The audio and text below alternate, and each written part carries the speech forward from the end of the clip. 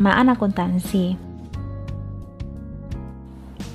Persamaan akuntansi merupakan gambaran dari posisi keuangan entitas atau biasanya disebut dengan neraca, di mana sisi kiri menggambarkan harta yang dimiliki oleh entitas dan sisi kanan menggambarkan hak atau klaim atas harta tersebut berasal.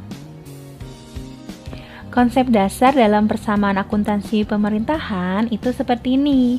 Kekayaan daerah adalah sama dengan sumber-sumbernya, atau aset sama dengan kewajiban plus ekuitas. Mirip dengan akuntansi komersil ya, bukan mirip, memang sama. Jadi sama aja sebenarnya. Atau sisi kiri sama dengan sisi kanan, atau sisi debit sama dengan sisi kredit. Jadi nilainya dia harus seimbang. Persamaan dasar ini akan mendasari seluruh proses dalam siklus akuntansi, mulai dari pencatatan transaksi, pengklasifikasian, sampai pada penyusunan laporan keuangan seperti neraca. Secara garis besar, laporan neraca menyajikan informasi keuangan tentang posisi aset, kewajiban, dan ekuitas pemerintah daerah pada tanggal tertentu. Struktur neraca itu dibuat dalam bentuk berimbang antara sisi kiri yaitu aset dengan sisi kanan yaitu kewajiban dan ekuitas. Lalu apa itu aset, apa itu kewajiban, apa itu ekuitas? Aset merupakan sumber daya ekonomi yang dikuasai dan atau dimiliki oleh entitas. Yang termasuk aset itu antara lain adalah kas, piutang, persediaan, aset tetap, dan lain sebagainya. Lalu kewajiban adalah utang yang timbul dari peristiwa masa lalu yang penyelesaiannya mengakibatkan aliran keluar sumber daya ekonomi pemerintah daerah. Kewajiban dapat dibagi menjadi dua, kewajiban jangka panjang dan kewajiban jangka pendek. Kewajiban jangka panjang itu jatuh temponya lebih dari 1 tahun, sedangkan kewajiban jangka pendek jatuh temponya kurang dari 1 tahun. Dan lalu apa itu ekuitas? Ekuitas merupakan kekayaan bersih pemerintah daerah yang merupakan selisih antara aset dan kewajiban pemerintah daerah. Pendapatan yang diperoleh entitas akan menambah ekuitas, sedangkan adanya beban akan mengurangi ekuitas. Nah, sekarang Ibu akan memberikan beberapa contoh bagaimana kita mengidentifikasi transaksi akuntansi. Transaksi yang pertama ini berhubungan dengan beban. Jadi contohnya di sini adalah membeli makanan untuk konsumsi rapat sebesar 100.000 secara tunai. Di sini kita membeli makanan secara tunai. Pasti otomatis anak-anak tahu ya, kalau kita beli secara tunai berarti akan mempengaruhi aset kita yaitu kas. Kas kita berkurang sejumlah Rp10.000 dan mempengaruhi ekuitas.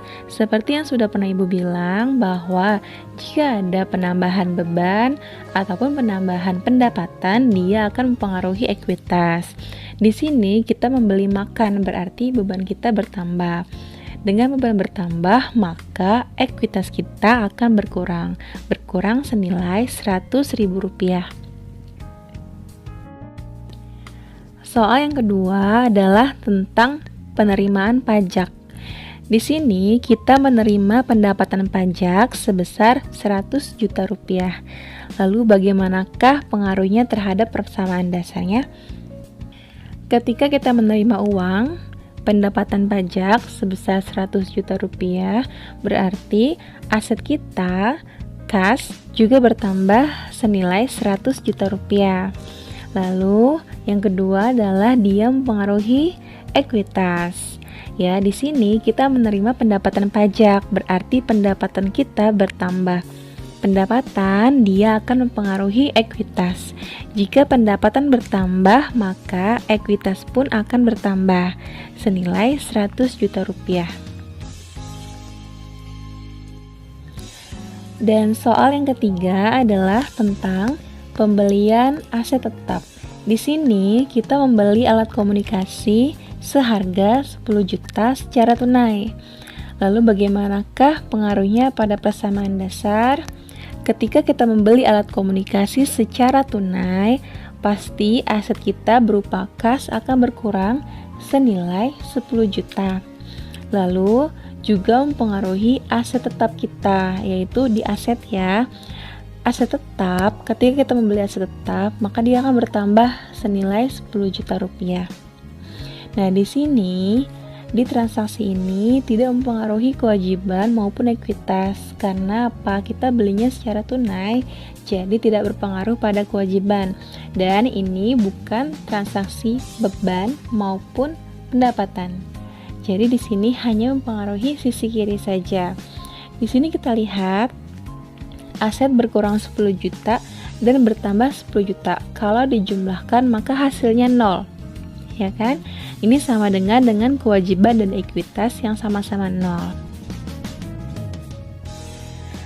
Untuk transaksi yang keempat, ini masih sama tentang aset tetap. Kita membeli kendaraan bermotor roda 2 seharga 20 juta. Tapi kendaraan ini telah dibayar 10 juta dan sisanya akan dibayar seminggu kemudian. Berarti ada kewajiban jangka pendek di sini. Bagaimanakah pengaruhnya terhadap persamaan dasar? Pertama, kita bayar 10 juta tunai. Berarti kas kita berkurang 10 juta. Lalu, di sini kita beli kendaraan roda 2 seharga 20 juta, berarti aset tetap kita bertambah senilai 20 juta. Lalu pengaruhnya kemana lagi? Di sini keterangannya adalah sisa akan dibayar seminggu kemudian. Berarti senilai 10 juta itu menjadi kewajiban jangka pendek kita. Jadi kewajiban kita bertambah senilai 10 juta. Kalau kita lihat sisi kiri dan sisi kanan itu balance atau seimbang. Sisi kiri 20 juta dikurangi 10 juta sama dengan 10 juta. Dan sisi kanan juga 10 juta. Alhamdulillahirrabbilalamin.